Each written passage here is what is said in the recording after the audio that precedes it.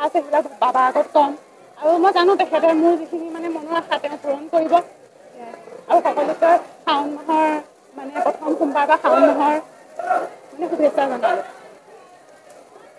হয় হয় আমি বৰপেটা জিলা সৰভোগৰ পৰা আহিছোঁ। যোৱা শনিবাৰে আমি যাত্ৰা আৰম্ভ কৰিছোঁ। যোৱাকালি আমি অগ্নিনাভলৈ গৈ পেলাই আজি শিৱদৌলত এই মানে আমাৰ পবিত্ৰ শাওণ মাহৰ প্ৰথম সোমবাৰটো আমি উপভোগ কৰিম বুলি আহিছোঁ। মনত বহুত আশা লৈ আহিছোঁ। ভগৱানে মানে মহাদেৱে যাতে আমাৰ আশা পূৰণ কৰে।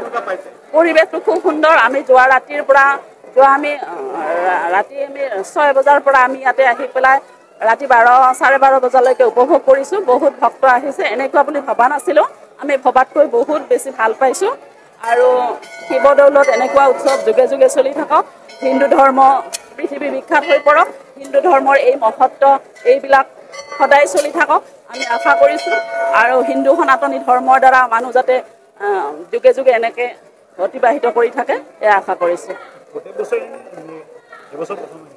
এই বছৰ প্ৰথম আহিছোঁ আমি। বৰপেটা ডিষ্ট্ৰিক্ট অলপ দূৰ হয়।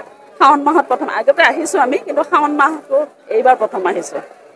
বহুত ভাল লাগিছে।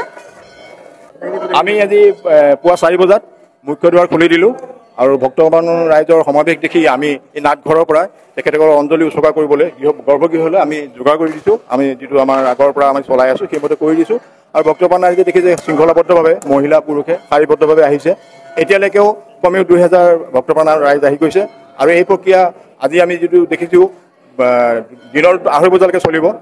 বৰষুণে অলপ বিধি পথালি দিছে, কিন্তু আমি সুখী যে ভক্তবান ৰাইজে আমাৰ লগত সহযোগিতা আগবঢ়াইছে আৰু এনেদৰে আমাক সহযোগিতা আগবঢ়াব আৰু নিজৰ পূজা অঞ্জলি আগবঢ়াব।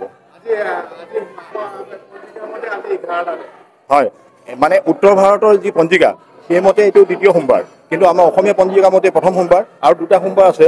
এনেই উত্তৰ ভাৰতৰ পঞ্জিকা মতে 4টা সোমবাৰ হয়, আমাৰ অসমীয়া পঞ্জিকা মতে 3টা সোমবাৰ হয়।